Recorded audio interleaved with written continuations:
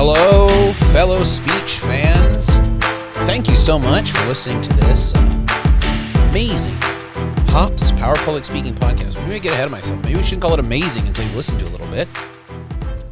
This episode is about teaching controversial topics. Should you let your students talk about controversial topics in the public speaking classroom?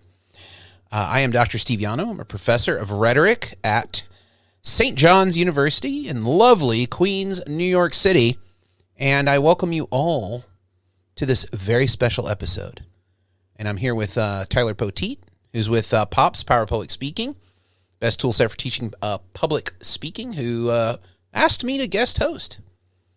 Or I guess it was you. Was it an executive decision or was it a committee? I just made the decision. You were man, great look guest. At that. Great guest last time around, and we're excited to have you back, or for you to have us back, I guess. Leadership right there. That's great. No, I'm happy to do it. I do my own podcast about rhetoric, argumentation, debate, public speaking, and that's available at anchor.fm/inthebin. In the bin is a British slang for doing really, really, really poorly in a debate tournament.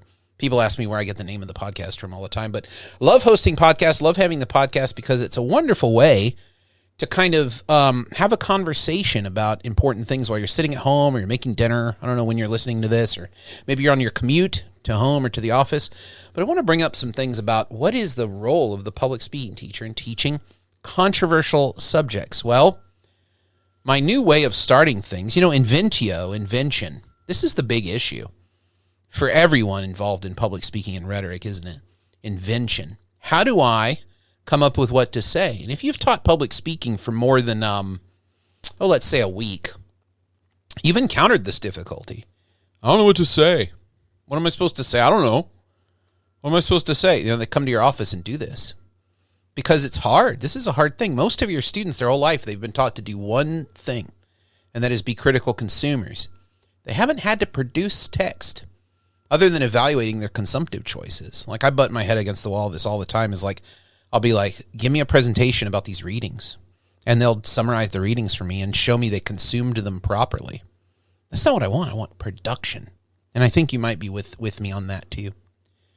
So I took a page in Invention, coming up with things to say, from my excellent colleague, Dr. Megan Dunn, who works here at St. John's with me, out at our Staten Island campus. That's our study abroad campus here in New York. Queens to Staten Island. That's like, pack a bag, that's like, How long of a subway ride is that? Oh my God. That's not just a subway ride. That's, for me, I would take 2 trains from where I am in Queens. I would take, how would I do that? The E to the 123 down to the Staten Island ferry. Then I take a boat, like a real boat out to Staten Island. Then you got to take another bus to get to anywhere you'd want to be, because like the Staten Island ferry terminal, although it has a nice oyster bar in it, is not where you want to hang out. It's probably not where you're going. But Staten Island does have really, really good Sri Lankan food. Anyway, we're already off the rails.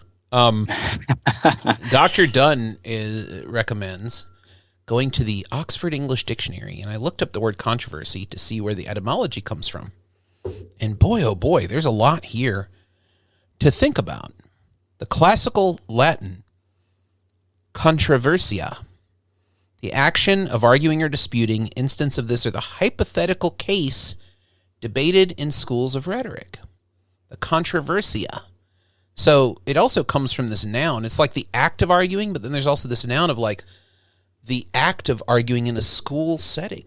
Now, what does that mean? Well, the controversia is a whole statement of these hypothetical cases that are fictional that Roman public speaking teachers gave to their students in order to help them understand how to marshal and bring values, arguments, cultural norms to bear in persuasive and convincing ways on things that they would have to talk about. Sensitive things like, why are Romans better than any other people out there?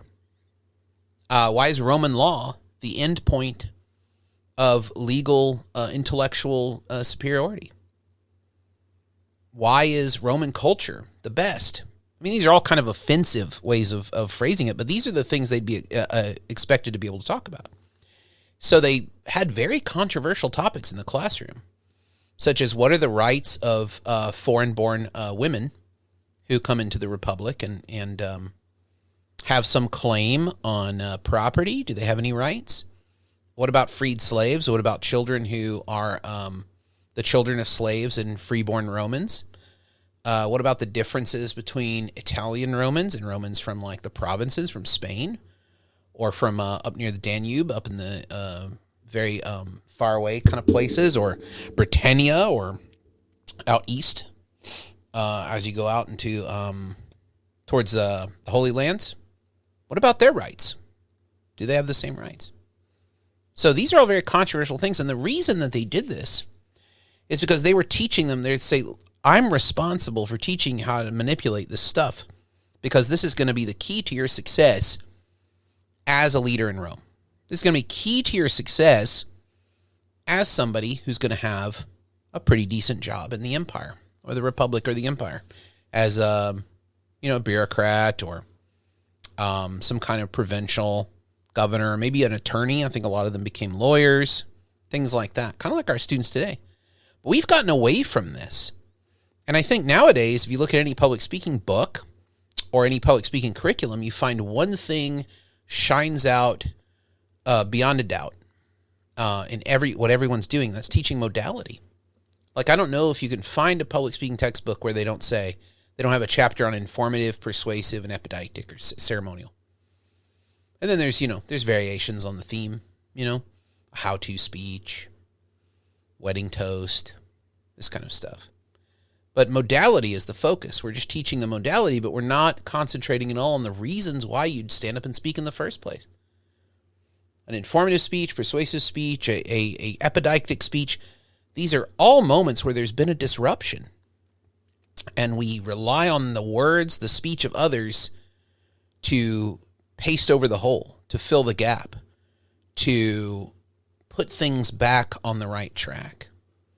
And the public speaking course, I think the logic behind it is not to teach people some kind of genre or some kind of formal modality, but instead to show them tools and practices that will help them be the person who can rise to the occasion when the controversy arises, when the need for speech arises, the exigence, as they call it in rhetorical criticism.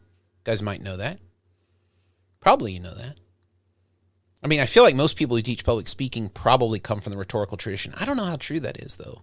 There might be a lot of people out there teaching how to do interpersonal or come to it from social science or something like that. But the exigence, the need for words. And, we face that all the time. Somebody's birthday, go to a wedding, got to say something nice. So we have our little tool bag of tropes that we pull from, Congratulations. Oh, great. Oh, another year. You don't look a year over 41. It's my 25th birthday. Oh, sorry. Stuff like that, So modality is the problem. Now, if you look to our cousins, I don't know what the relationship is between rhetoric and composition programs and public speaking rhetoric programs. Trying to think. I've been watching the TV show Picard, and I'm like, ooh, maybe Vulcans and Romulans, but I'm not sure who's who. I feel like public speaking people might be the Vulcans. The Romulans are a little more passionate, a little bit more like into it for real, and the Vulcans are more like logic dictates.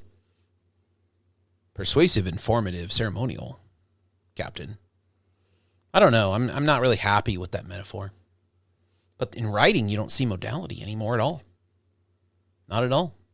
They're writing about causes, issues. They have this concept of voice that we don't have in public speaking. Useful concept, which is what's your take, what's your buy-in, and what's your take, and what's your purchase on this issue? Where are you coming from? And if you're out there and you're listening to this, you're like, oh, I do that already. Well, excellent. That's what everyone should be doing. But I think that we tend to focus on the public speaking class as a class in form, and that eliminates the importance of controversy in the terms of what we're doing and why, which is helping people handle future controversy of some kind. Yeah, go ahead. I've been talking endlessly. Well, as you talk about that, I'm wondering, do you think some of these differences between writing and speaking in the class formats has something to do with speaking being, they're both skills, but speaking being one that is in real time and brings with it all sort of baggage as far as anxiety and nervousness and apprehension toward getting in front of a crowd. Maybe this modality that it's being taught in is training wheels in a way for those who are nervous to do so. That's pretty good. I haven't heard that defense before. That's pretty good. I like that one. What I would say to that is they're nervous because all education, if you think about it, all of our education, the biggest critique we can level against it is that it's how to consume, how to be good consumers in advanced capitalist society, which is that's not to disparage it at all. That's incredibly important. But I think it was Rod Serling. You know Rod Serling, Twilight Zone? You guys know that show? I don't know the age of the typical Pops cast listener. Is this a Pops cast? Can we say that? We might have to coin that. It's all over the place. We have students and educators, professionals of all ages, all backgrounds. Good. Okay. So Twilight Zone is not. I mean, I know that Jordan Peele did a reboot of Twilight Zone not too long ago on CBS. I think everybody knows about it. I know about it, but I couldn't really talk about any episode in particular. Yeah. Rod Serling is an interesting character. He's super smart. The guy who hosted it, you know? Right. Mm-hmm. Step into a world. You know, this guy. Mm-hmm. Or like how they lampooned it on Futurama. It's like, through the scary door. That was the show that was Twilight Zone and Futurama. Rod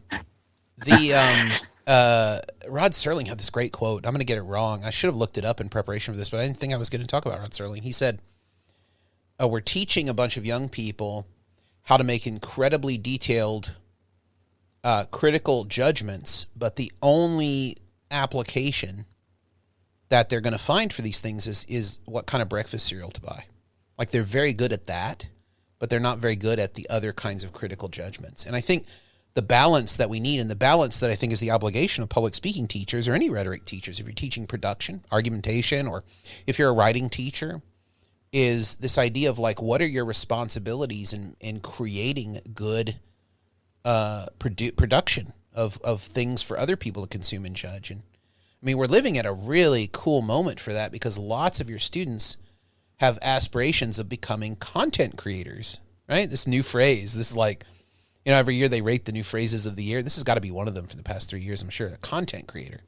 I want to be a content creator. I want to make Twitch videos, video games. I want to create YouTube videos. I want to create a community. A content creator. That's rhetoric. That's public speaking right there. Like, what could be more public speaking than a podcast or YouTube channel? And they deal with the world around us. So a lot of times, you know, in light of this idea of like the training wheels are helping them with the modalities of like, well, let's concentrate on form, kind of gets them over that anxiety. You know, I kind of agree with that. Maybe that's the case, but I think it might be better to start them off on kind of maybe kind of lighter. You weigh in on this kind of stuff. Weigh in on it. Give us your view and why you think that view is appropriate and good. And then we can move from there to the big on argumentative speech. But a lot of times these are bad because I think that we don't think of I think we think of public speaking as a skill, and it's so much more than that. I think the skill interpretation's in there, but it's so much more than that. That's like the least descriptive way I think you could talk about public speaking. When you give a speech about your ideas and you're talking about what you think and why, there's no question that public speaking at that point is touching on ontology, which is like, what does it mean to be a believing person? Now, that's pretty heavy. Let's unpack that a little bit. If you present your views passionately, with meaning, they're well-developed, well-explained, they're attentive to the audience, but also attentive to the viewpoints of others who aren't directly represented in that audience, either experts or people who have life experiences that could speak to what you're talking about, you are creating a case for appropriate being and what a being thinks and feels and responds to that. So public speaking is practice in modes of being and ontology. And that might be like a little, you're like, whoa, that's more than I signed up for teaching public speaking class. Good Lord. But I do think this speaks to our responsibility as public speaking teachers to not keep things at bay. We are not the brokers or deciders of what's controversial. Society is. And we have an ethical obligation to send our students out extremely well prepared to walk through incredibly highly polarized storm clouds of argumentation, storm clouds of rhetoric. How do I navigate the sea when there are storms everywhere? That might be a way to think about bringing controversy in. And I think we just kind of have to get around this idea, and I can understand why people think it, but we have to get around this idea of, we're teaching people how to present the facts well. The decision of what to believe happens somewhere else. We're not creating the information knowledge. You go get that in research, and you bring it in, and then I'll teach you how to present it. I think that's like, it doesn't really communicate what happens when people hear other people talk. When you look at, you look at the intellectual dark web, for example, and all the debate me bros on YouTube and things like that, they're constituting a kind of a culture, community. Not one that I would want to be a part of or that I even agree with, but they're constituting something more than, I found this great information, you should believe. So I think we got to get away from the idea that we're teaching the presentation of facts and say that we're teaching the constitution of relationships. Relationships to facts, relationships to information, relationships to other people. Because that's, public speaking, if it's good, if it's a good class, if it's done right, you're teaching a relationship. You're teaching a community. And it's so good. I've had bad public speaking classes before, but I love that idea of like, I'm teaching you how to exist and create a meaningful community with its own values and its own ideas of appropriateness. Oh, I've seen it time and time again as we work with different instructors and even taking the classes that I took in public speaking. The group that you're with makes a huge difference on what you get out of the class, way more so than you're sitting in a physics class and you as an engineering student, I saw the same students day in, day out for years, really never connected with them at all until we happened to take the same public speaking class, and boom, it's like we met each other for the first time. Yeah. Oh man, that's, physics. Wow. That's a class I'm so glad I avoided.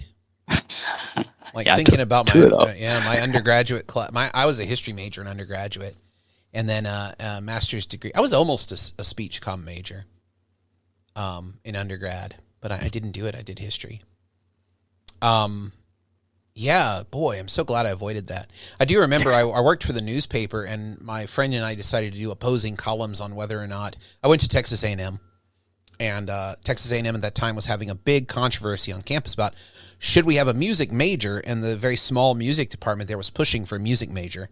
And my friend and I wrote for the opinion section of the Battalion, the Texas A&M newspaper there. And we were like, let's do opposing viewpoints. That'd be fun. So we went to the editor. Editor's like, yeah, that's good. Let's do it. So we went to go interview the music professors, and one of them had a grand piano in his office. And as we left, my friend who's an engineering major was like, that's so weird. Like, you wouldn't go to some engineering professor's office and they would have some like equipment to measure the weight and pendulum swing of petroleum engineering is a big major at Texas A&M, or it used to be. I guess it probably still is, or aerospace. They wouldn't have like one of the equipments of their trade wouldn't be a decoration in the office, Well, they might have like some survey equipment in there. Yeah, civil engineer. True. That's true. Civil engineering for sure. But it was like, I can't remember the device he said, but it was like this giant metal drum that kind of measures stability, like a pendulum or something. He's like, you wouldn't have that in there.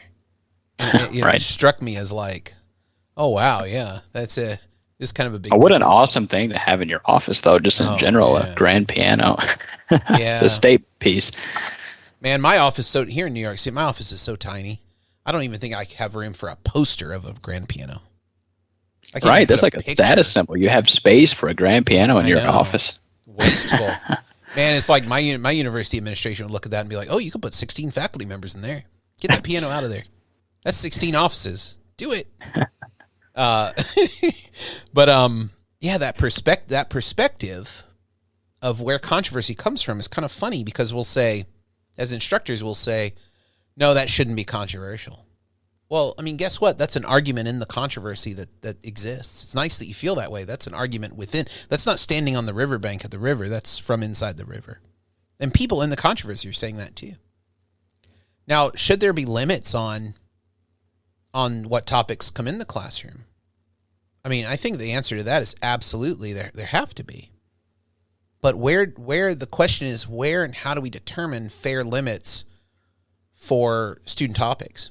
I mean, I think that when we want to do a controversy or we want to have a class debate or we want to do controversial political topics, everybody's like kind of groan because the big three or big four come up. It might be four. It depends on where you teach.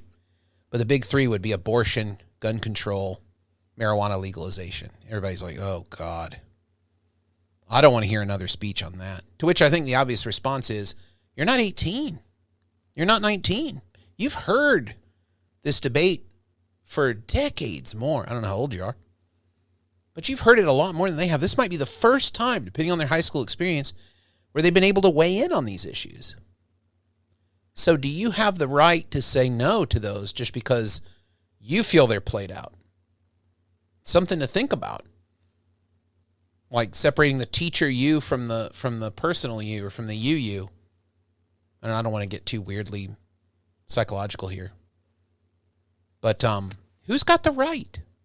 Do you have a right to do that? I mean, obviously you have the right to do it, but should you do it? That's the question. Yeah, this is a perennial topic for people. I would say the way I think about it is if the topic is controversial to them, to the students, then it's worth exploring in an edited way. Now, I'll get to that in a second. Tyler, do you want to add something in on that? Well, I wonder if sometimes these banning of topics may be an effort to not have 15 of the same speech, or at least on the same topic, because maybe everybody wants to talk about marijuana legalization, but we want different topics. So maybe if you say, okay, you can't do the three obvious ones, which maybe are the ones you should be doing, then you sort of go outside of the everyday thinking. Right. I'm a big proponent of having everyone do the same topic. I'll talk about, I was going to talk about that at the end, but this is a good segue to do it. But we just became the 14th state here in New York to legalize recreational marijuana. It's not available yet. The 7-Eleven guy's tired of seeing me every day. You got it yet? You got it? No, he's sick. No, I'm just kidding. But it's going to take about a year, I think, for Albany to figure out how this is going to happen. But here in the city, everybody's pumped. So that's going to change things. That topic's going away. And it might be more of like, was this a good idea? But I do think that having hearing the same speech on those topics is kind of boring because people don't know how to do it in a creative inventio controversia kind of way. What they do is they go read a bunch of facts about how it's not addictive, it's not harmful, and alcohol is more harmful. They read a bunch of statistics to you. And that's just bad speech. That's why it's not that you don't like the topic. You don't like bad speeches. And congratulations. I don't like bad speeches either. Nobody does. So why not use that as a way to say, what does a good speech sound like on this? I've had some very good marijuana speeches because I use this one trick, which is instead of debating or arguing or speaking about the policy of it, expand it up to the level of principle. Now, what does that mean? Principle is a value judgment or a value relationship that we would never want to violate. Our principles as a society, our principles as a government, our principles as a university. There are certain guides for how we make decisions that we would never want to violate, either because they've served us extremely well or they're just the right thing to do, or there's an ethical and moral philosophy there that is irrefutable, at least, today. The refutation's coming for everything, in my mind. But it's something that you don't want to abandon. So one of the ways I've done this in class is when we want to give speeches about what government should do and policies should do, I have them read a bit of the Federalist Papers. And the Federalist Papers were the argument in favor of the Constitution that occurred in New York City in the late 18th century in the newspapers. Writing back and forth, having a kind of a bit of an exchange. There were, of course, public speeches and stuff there as well. But the reason I have students read that is because the debate comes down to what is a good government supposed to do and how does the Constitution allow that government to form here in the nascent United States. And the anti-federalists on the other side, who didn't get to name themselves, obviously, the anti-federalists, I'm sure they'd be like the pro-state, or if they could name themselves, they would have done a better job, I think. They're making the same kinds of claims. They're meeting them on that ground. So principle is that question of, instead of like marijuana legalization, okay, why don't we make the speech about like, what are the principles of good government decision-making when it comes to what citizens can and can't ingest or buy or consume.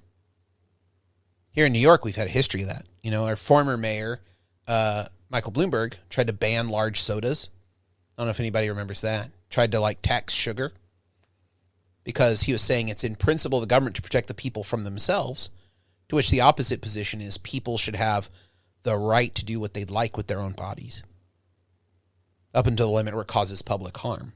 And Bloomberg was saying, well, this causes public harm because now we have to use scarce health resources on things like type 2 diabetes and liver disease and things like that we wouldn't have to use medical resources on if people just had an incentive not to consume these bad things.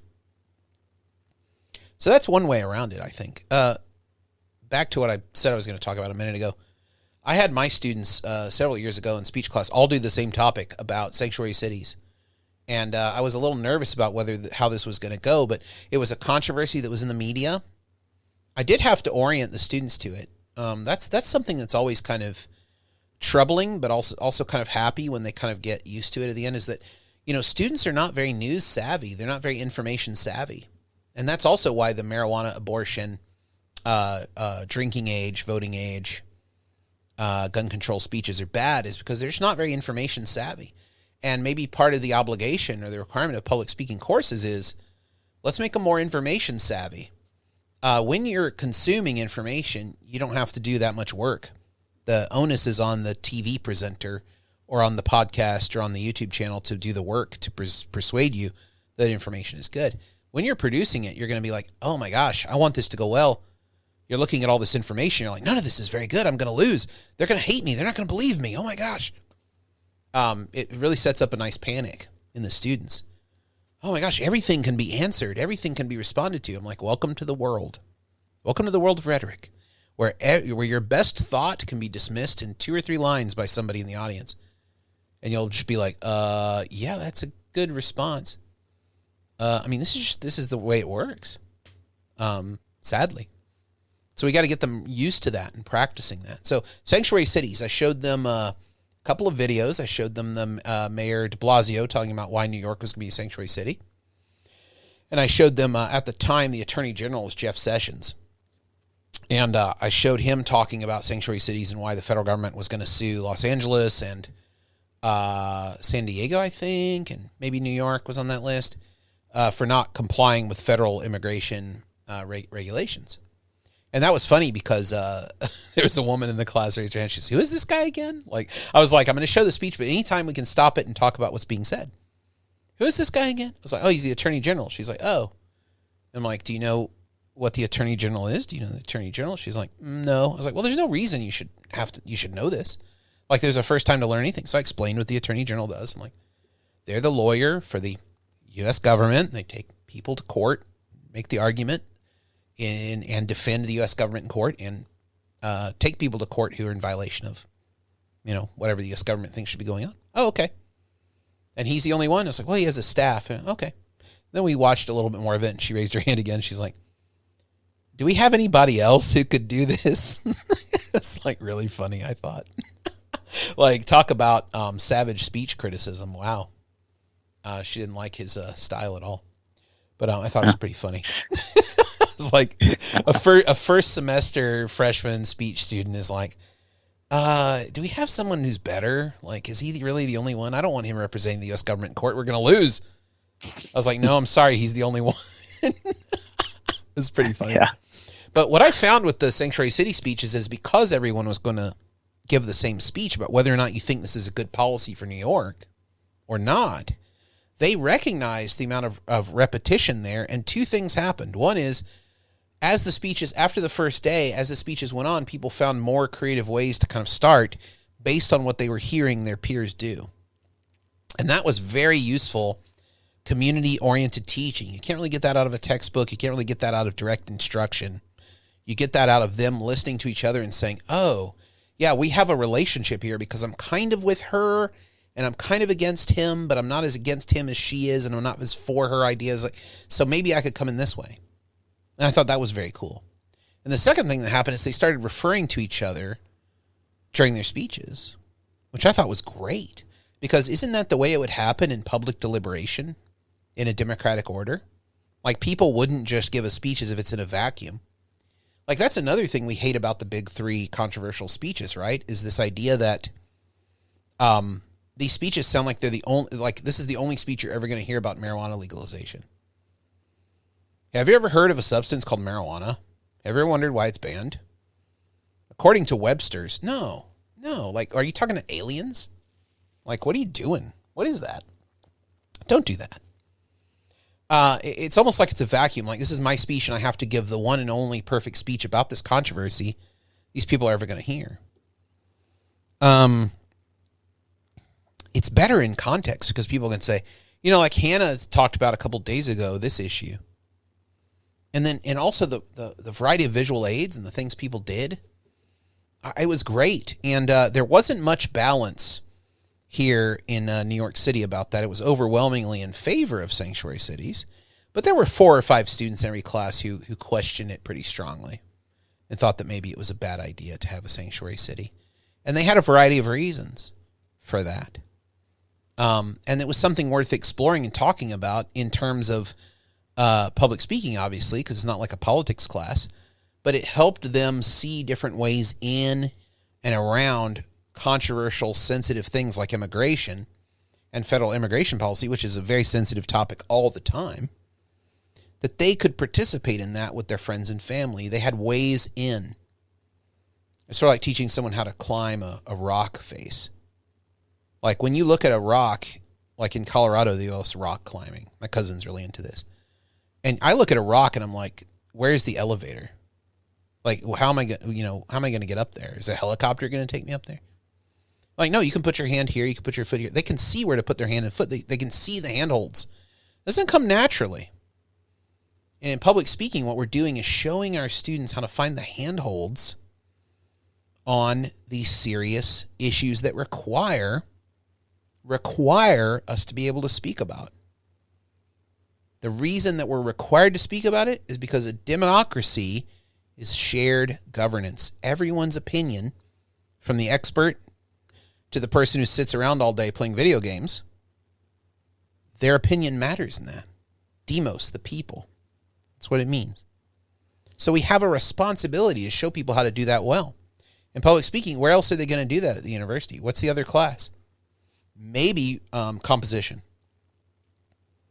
But we're in it together. Both of those 2 courses are about it, really. It's about being able to effectively share your point of view, because it's not expertocracy. It's democracy. It's about the point of view of the citizens working together to make a better society and a better government. And I think that's the reason why you want to bring controversy in there. I think that is a good starting point for that. I mean, I could go on and on about this for hours. I think about it a lot. But if you like this, you can come and leave me a voice message on anchor.fm/in-the-bin. We'll talk about this on In the Bin probably more than you'd want to hear. But that's my suggestion for those of you out there thinking about this in public speaking is don't be afraid of the controversial political speech. Embrace it, bring it in, because you're not teaching the position, you're teaching them how to find those handholds and how to be more effective speakers and participants in their own society. And that is not only a ethical obligation of anybody who teaches rhetoric, but it's a good thing too. I loved your example, though, of your assignment with everybody doing the same speech, because to me that illustrates maybe better than anything what the difference between what you're doing in your class and what somebody else who would be explicitly trying to avoid everyone having the same topic is doing. And it's taking that deeper in that, yes, of course, we're all delivering a speech. What are we doing while we're doing that? Yeah. I mean, my another colleague of mine, Dr. Tim Barr up at Northeastern, he and I have a real interest in the controversia. I think I'm probably saying that wrong. Controversia that exist from Roman times. And we have huge collections of them. Quintilian wrote a bunch of them down in Institutes of Oratory. Seneca wrote tons of them down. They survive these because they were so fun to do. And some of them lasted a long time. There are some of these hypothetical cases that are being done in medieval Europe that Cicero did when he was like in school. And they're just big questions about who's right here or what's the right application of the law or who's in the right, who did the right thing in terms of principles of being a good family member, principles of being a good citizen, principles of being a good person, or more formal structure of the law, like what's legal and what's not, how is the law interpreted here. So we decided to rewrite a lot of these in modern terms. We did that, and I've been assigning them to my students. The students really like them. And they're giving great speeches on these controversies, but the thing that I think makes it easy for people who are nervous about bringing these heavy political issues in the classroom, like, I mean, can you imagine if you were like, the next topic is about, should you get a vaccine for COVID? Should you wear a mask? You know, should mask wearing be a legal requirement? These are things that I don't think should be controversial, but again, that's an argument inside the controversy. These things are obviously controversial across the country, and we ignore helping students negotiate that at our own peril as fellow democratic citizens with them. We want them to be able to engage and persuasively explain why someone is wrong, which is very different than you're stupid or you're a snowflake or you're ontologically flawed, you're a horrible person. That's not it at all. That's not it at all. It's you're wrong in this case. And that's a very important thing to be able to do and hard to do. But that's what public speaking, I think, helps us start down that road of being better at it. Nobody's really good at it, but being better at it. So Dr. Barr and I have created a bunch of these things. We're assigning them. And that's a good way to do is make up your own hypothetical situations that could occur, but speak to the principles of what it means to be a good American or a good person, or what does it mean to, what's the spirit of the Constitution? That's why the Federalist Papers are so valuable, I think, for students. And they're super interesting too, because, I didn't know if you know this, Tyler, Alexander Hamilton is a hip hop superstar. Yes. Yeah, he's like really good at rapping. Who knew? I saw this documentary on Disney Plus about how good he was at rapping. And George Washington and Thomas Jefferson, all of them are really good at it. But this has some connection of why these things are they're kind of circulating around the public imaginary right now. So it's a good time to use something like that. But it doesn't have to be that. If you're more science oriented, you can assign something about the principles of doing science well, philosophy of science, or art. Oh my gosh, art. What are the principles of good art? Whether it's music, painting, poetry, like these are all wonderful ways to give the students kind of the grounding of saying, I'm not talking about this is the absolute right answer or wrong answer. I'm talking about in the spirit of how we have judged before. This is in line with how we judge when we make good decisions, or when we judge appropriately. This is in line with that. And that's really all you have to do. It's great. But yeah, the thing about doing all the same topics, the instructor has to intervene quite a bit. I can see why people might not like that. It's a little distasteful maybe to some people, but I think you do have to intervene at some point to kind of say, here's what it is that I want you to be able to do at the end of the course. So I'm going to freely use topic selection and modality selection to achieve that goal of, I want you to confidently be able to speak very, very calmly and casually and marshal all kinds of proof to your side in front of an audience that may not really think that you have a good take on the issue and probably don't think you have their best interests at heart, which is the definition of a hostile audience, I'd say. Now, when you say you intervene, are you meaning that you would, I don't think you would, come down on one side or another of an issue and try to skew certain students, or maybe you do, and that's part of the discussion? I mean, I push back quite a bit, but one of the things that I like doing is like, oh, nobody will take that side, I'll take it. But I'm very comfortable with being a professional controversialist, like the sophists, like the old sophists of Athens, of like, oh, I can take either side in this. Now, there might not be any kind of moral value in being able to jump around on different sides of an issue, but there's definitely an ethical one, which is like, it helps people see that other people are mistaken. They're not just like in our contemporary society, I think we go too far and we say there's something wrong with how they think. There's something wrong with their brain. And the media supports that too. They're like, we did brain scans of Republicans and Democrats and look at how they've lit up differently and all this. And that's really, really destructive to this idea of mind changing, which I think is essential to democracy. If people can't change their minds, then give it up, hang it up, close the shop. you know? Right. And anymore, there's a right way and a wrong way, and there's right people, wrong people, and stupid people, intelligent people. There's nothing in between.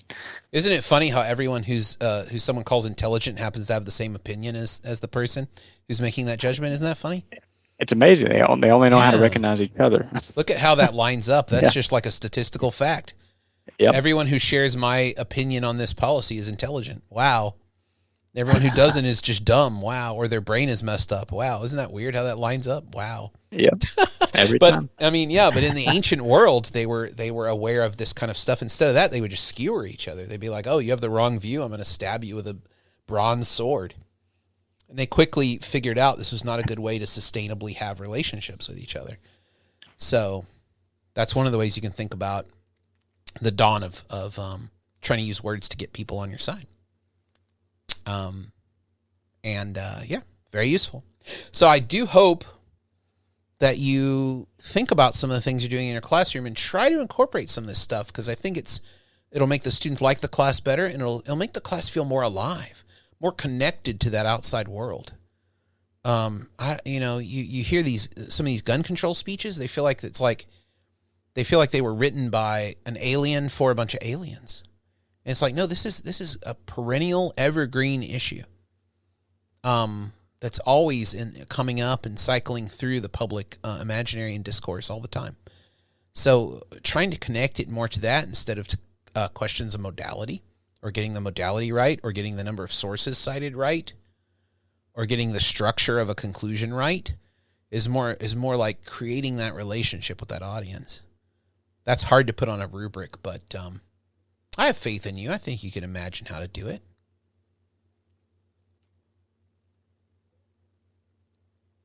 So, I hope that you have enjoyed this little conversation, this wandering through the realm of controversy. And I guess my email will be available on this episode. You can email me. I'm happy to talk to you about it more. But, if you really, really want to get involved. I also have a blog. It's just my name, SteveLlano.com. Llano, Steve Llano. Come over there, too. I'm always writing about this stuff. And I'm happy to have the conversation with you more about the telos of public speaking. But it was a real pleasure hosting the Popscast for the Power Public Speaking community. And what would be a good opening? We should have done this in the opening. It should be like, "What's poppin', Pops?" What do you think about that? Is that good marketing? I don't know. That may be one step too far to cheesy. Yeah, no, that's true. Right, you'll have to run it by your R&D team. Yes. See, marketing team they'll probably put the focus group it. Yeah, you won't need a focus group. They're gonna kill that immediately. What's poppin', Pops? It'd be pretty goofy. But anyway. Well, thanks. It's been a pleasure listening, Steve. And wonderful. We'll have all of this information, all your contact, and any other resources that you would like to have available on the page where your episode will be posted, and it will be available on YouTube, SoundCloud, Apple Podcast, Google Podcast, and a couple other platforms. Wow. Everywhere. Yep. The broad approach. I like it. Well, thank you so much, Tyler, and thanks to Power Public Speaking. What you guys do is awesome. Community Create is awesome, and the resources you have available. I think when you're a public speaking teacher, you're like always kind of a hunter-gatherer. You hear about these people like from anthropology, or from I remember in world history, humans began as hunter-gatherers. And I'm like, well, as a teacher, you're kind of a hunter-gatherer. You're always looking and it's like, ooh, can I eat that? Can I use that? Is that stick sharp enough? And I think the Power Public Speaking community is a wonderful place to kind of root around and find some tools and some methods and ideas that will really help you out. Because we're all kind of in the same boat here of trying to reinvent every semester for new students who are always coming in with new ideas and from very different backgrounds than we are as educators. And it's always tough, but being a good hunter-gatherer, this is a great resource for that. Thank you, Steve, and thanks to our listeners, everybody in the education space, for what you do, and even the professionals and students out there that are interested in public speaking and what that, broader than a skill set, but it's the skill set that is, and what it can do for you and what it does for all of us. So thanks. You're welcome. Thank you guys. Thanks everybody. And thanks for listening.